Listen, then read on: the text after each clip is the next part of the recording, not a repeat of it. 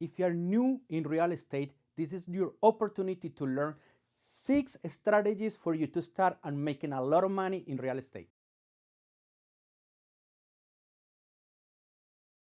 I am Dr. Johanny Herrera. I am a family physician who lives in Austin, Texas. I also own a home building company and I have also flipped hundreds of homes. Today, I'm going to teach you 6 different strategies. The first one is going to be becoming a real estate agent. Second one is becoming a wholesaler. The third one is buying and flipping land. The fourth one is flipping homes.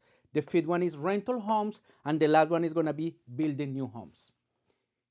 If you want to start in real estate, the most important thing that you need to do is to decide what do you want to become. And it depends on how much money you have, how much time you have, and how much are you willing to learn. Therefore, I want to give you an overlook of everything that every strategy implies, so that way you could choose and become really good at one strategy before you move to the next one. We're going to start with the first strategy. The first strategy is becoming a real estate agent. In reality, this is more like your job. However, you will learn a lot from it and you will become more experienced. And when you learn a lot, you are less fearful that you're going to make mistakes. As you know, in America, every single person who's trying to sell a home has 2 options to sell that home. The first one is to do it by himself or herself, and that is called a real estate by owner. You are the owner and you put it yourself for sale. And the second option is to do it through a real estate agent. The agent has to be somebody who has to be licensed. Most states require many hours of study before you could become licensed. But once you pass that test, you become a real estate agent, and usually you charge anywhere from 1 to 3. Some people charge up to 6% of the sale price of the home. So that is a really good strategy for at least for you to start. However, it won't give you really a lot of money if you want to keep it in your pocket, because usually you sell a home and you use that for your salary or for expenses in your personal life. The second strategy is very good for somebody who has zero or no money to start with. It's called wholesaling. Wholesaling meaning you drive by. I'm just going to give you an example. You start driving by in a neighborhood and you realize that one of the homes is not being taken care of properly. The lawn is really tall, the roof is in really bad condition, the garage door is in really bad condition, and then you go into the county website and you try to find out who the owner is. And then the county website will give you the name of the owner, and it will give you at least an address or will give you a telephone number. You send him a letter, and in the letter you could say, this is my name, I buy homes, I buy them in the condition they are currently at, and I will give you a cash offer if you give me a fair price. Many people will tell you, no way. However, if the seller is motivated to sell, he will give you a really good deal. Once you are able to get the home for a good price under contract, you're going to get that contract and you're going to assign it to somebody who has the money to close.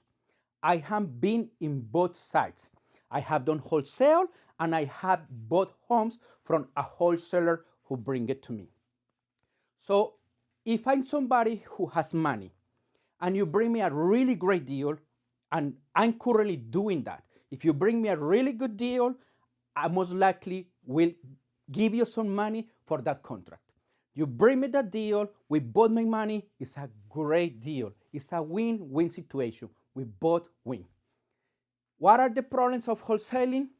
That the same problem that you have being a real estate agent is mostly kind of a job.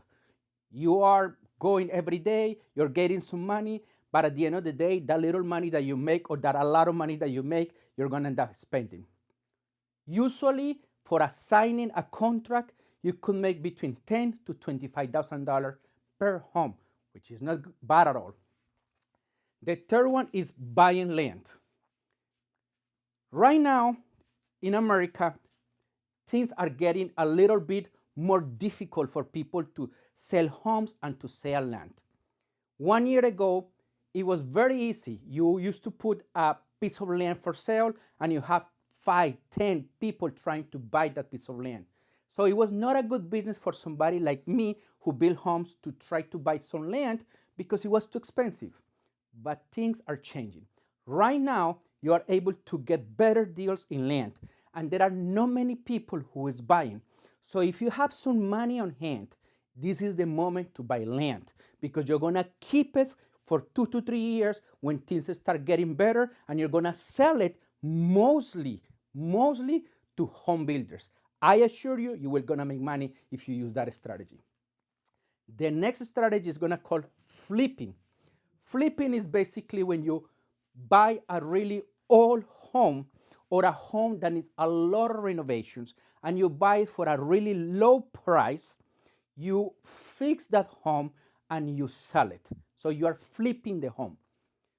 This strategy only works if you are able to get the home for a really good price. But you're gonna tell me, who's gonna give me a really good price in a home? Somebody who is motivated to sell. Who is motivated to sell? Somebody who's getting a divorce, somebody who needs to pay medical bills, somebody whose house is about to go into foreclosure because he's not making payments. So unfortunately, some people need the money in that moment, and you are the one who's gonna come and help because you're gonna buy that house cash as long as they give you a good discount. Then you fix it and sell it. That is flipping. The next strategy is buying rental homes. If you ask me, this is the best strategy of all of them. It has many good advantages. The main advantages of rental homes is that in the future, it will give you passive income. What does it mean? It means that you don't have to work. Your tenants are paying the property. You just have to put 10 to 15% down, in some cases up to 20% down when you buy the house. But from that moment on, the tenant pays the house, and if you bought it well, you will have some money every month for you to take home. The reality is, most of that money that you have in every month is going to have to go back into the property for repairs. But you really make a lot of money every year when the home is appreciating in value. Over the last few years, the average is 4%. Therefore, if you buy a home now for, let's say, $100,000, chances are in 15 years, when you finish paying the mortgage, if you do it for 15 years, that home is going to be $300,000. So you already make $200,000 just on appreciation, and now every single penny that the tenants pay for the rent is going to go to your pocket because the home is already paid off. This is a perfect strategy if you want to retire with a lot of money, millions. The last strategy, that is the one that I use the most, is building homes. I combine these two strategies. I build homes, some of them I keep them for rental, and some of them I sell. So building homes is a great strategy. Out of all of these strategies is the one that is a little bit more difficult to get into in the first place, because most of the time you will need a bank who lend you that money, and they will require for you to have good credit. They will require for you to have at least 20% of the price of the home, and they will require for you to have some experience. However, there are many things that you could do to minimize the requirements and to make it good for you. Give you an example. As I told you, I build homes, and right now I hire a contractor who is helping me out to building my homes. I have some homes that I built in West Texas, and for that one, I have a company who pay my employees, and I have somebody under my umbrella who I paid in a salary, who is actually my sister, to do it. But when I moved to Austin, I started to building in Marble Falls. I decided to use a different strategy. Instead of having somebody being my employee, I decided to pay a contractor per home. Okay, how much do you build this home for me? So he's building a home for a special amount. Okay, so he has no money to do it himself. he doesn't qualify to get the home himself, but he knows how to build homes, and therefore he built it for me. He makes money, I make money. At the same time, now that he's making really good money, he's gonna have enough for the bank to qualify for in a couple years. So in a couple years, most likely that person is gonna be able to afford to qualify for a loan for the bank. So that is another way to start building homes. Building homes has a huge advantage over the other ones that is easy to scale. So flipping homes is great, but every single home that you flip is a different problem. Some of them you go and you look at them and they're great, but the plumbing was horrible and you didn't know, that the electrical was horrible and you didn't know, or it has mold underneath and you didn't know. And therefore, it's difficult to prepare for every single flipping. For a home building new homes, even though you have different square feet, different sizes, different number of bedrooms, and maybe different location, but the process is usually the same. It's very easy for me to teach you how to build a home because it always go from the same steps. Step 1, 2, 3, 4, 5. It's always the same, so it's easy to scale.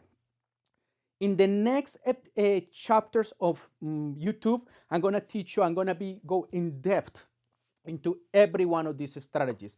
Today was just a generalized information, but every chapter from now on is gonna be about how to becoming an agent, and from now it's gonna be always like this. I wanna tell you, with real estate, you could make a lot of money. You could become millionaire. I could guarantee that you are able to become a millionaire. However, remember also this: money won't bring you happiness. Being extremely poor and not having at least your basic needs covered will make you very unhappy. However, when you are able to reach most of your needs, it doesn't matter how much money you make, you won't become happier. What will make you happy is have a balance in your life. In this channel, we focus on the 4 pillars of happiness. Those are mental health, physical health, economical health, and spiritual health. I believe if you are able to find a balance between all of those pillars, you're gonna be really happy. If you wanna learn more about real estate and how to make money with real estate and become financially independent and happy, follow me and share this episode with everybody who will benefit from this knowledge. Thank you.